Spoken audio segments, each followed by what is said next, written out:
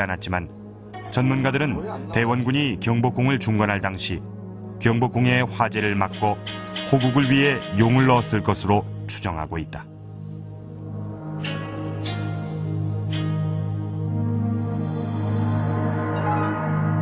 이 사진은 지금 경회로의 당시 용과 함께 경회로 바닥에선 흥미로운 사실이 발견됐다. 경회로 연못 바닥에 물길이 나 있는 것이다.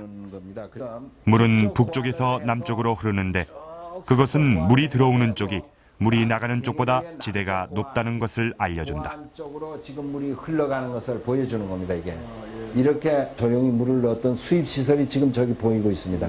경해루의 그 연못은 굉장한 그 과학적 수리 시설을 적용해서 설계되어 있는 겁니다.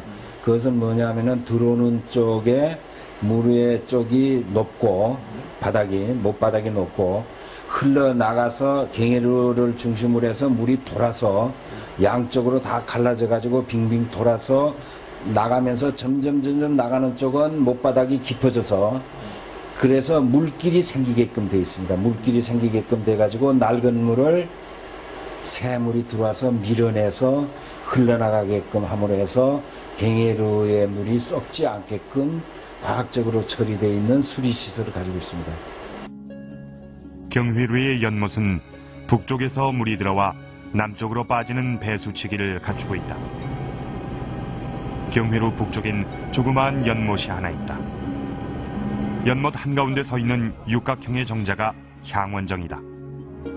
고종시대에 만들어진 이 향원정은 고종과 명성 황후의 휴식처로 사용됐다.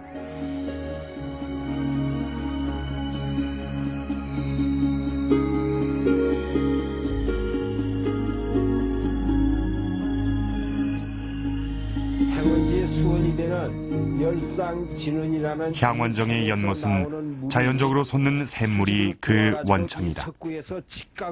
여기에서 나오는 물이 직각으로 꺾여들고 세기가 줄어들면서 향원정으로 흘러간다. 수입시설입니다. 열상 진원의 샘물이 여기에 들어와 가지고 그 다음에 두 줄기 물로 양쪽으로 이 섬을 돌아서 갈라져 가지고 흘렀다가 지금 저 남쪽에 있는 저 호안에 수입구 절로 해가지고 물이 넘쳐서 나가는 걸 문엄이라 그럽니다. 그래서 물이 어떤 수면까지를 차게 되면은 넘어서 나가게끔 자동적으로 만들어져 있습니다. 저게. 향원정은 경회루와 같은 배수체계를 갖추고 있었다. 경회루와 향원정에서 빠져나간 물은 어디로 연결될까? 향원정의 북쪽엔 성벽을 따라 깊은 도랑이 있다. 궁궐 배수구인 어구다. 어구 끝 북쪽엔 수문이 나 있는데 이 수문으로 백악산 물줄기가 들어와 어구를 통해 궁궐 내부로 들어간다. 어구는 흑례문 앞에서도 발견할 수 있었다. 최근 그 위에는 영재교가 복원됐다.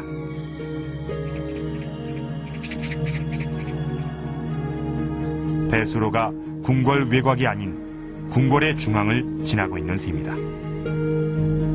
외당 앞으로 흐르는 개울을 뭐라 그러냐면 맹당수라 그럽니다. 그 맹당수의 위에는 금천교를 놔가지고 이 외당 앞으로 그 다리를 건너서 들어오면 여기에 극길하는 자리가 된다. 아주 길한 왕궁의 터가 된다. 명당이 된다는 그런 풍수 사상에 의해서 꼭 모든 도양의 왕궁의 앞에는 금천교에 물이 하나 흘러서 돌다리를 건너서 들어가게 됐습니다. 경복궁의 기본 배수치기를 보자. 백악에서 흘러온 한 줄기는 향원정과 경회루를 지나 영재교를 지나고 다른 한 줄기는 후궁 지역을 통과한다.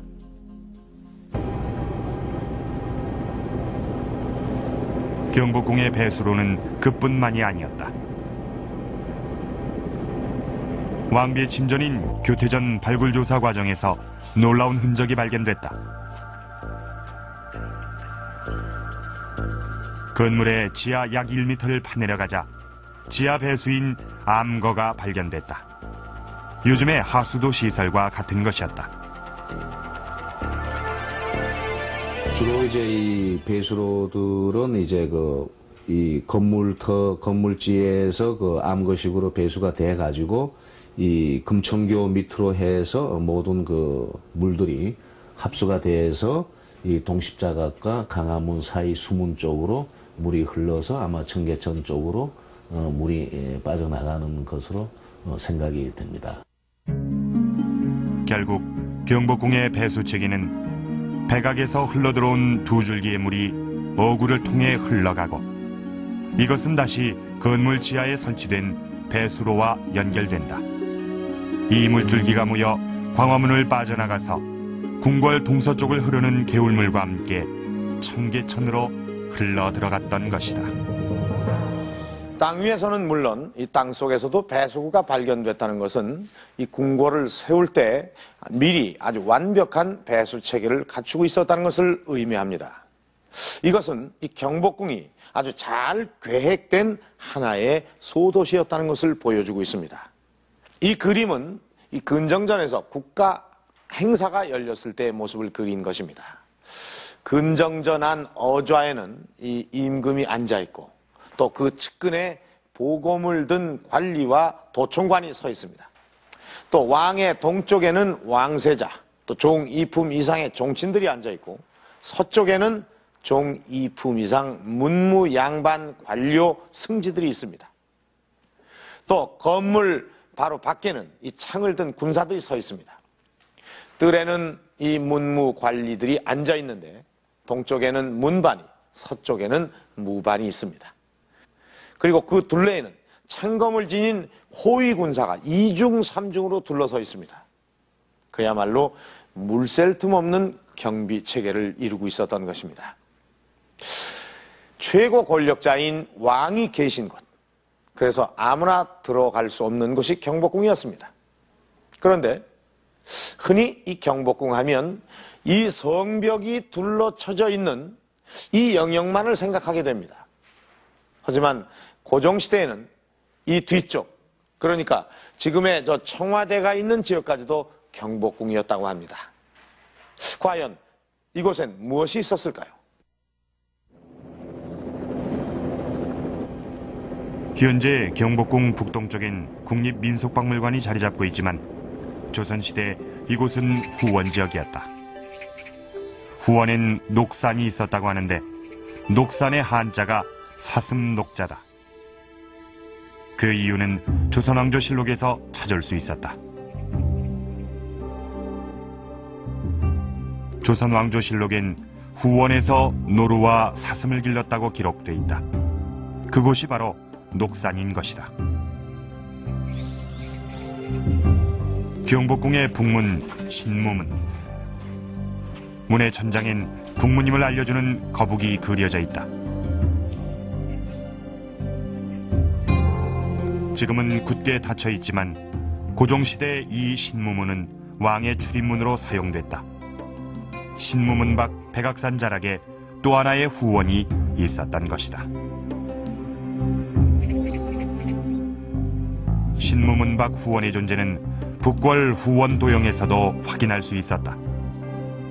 경복궁의 후원 현재 후원 지역은 청와대로 사용되고 있다. 취재팀은 촬영 허가를 얻고 청와대에서 경복궁 후원의 흔적을 찾아보기로 했다. 경복궁의 후원 자리입니다.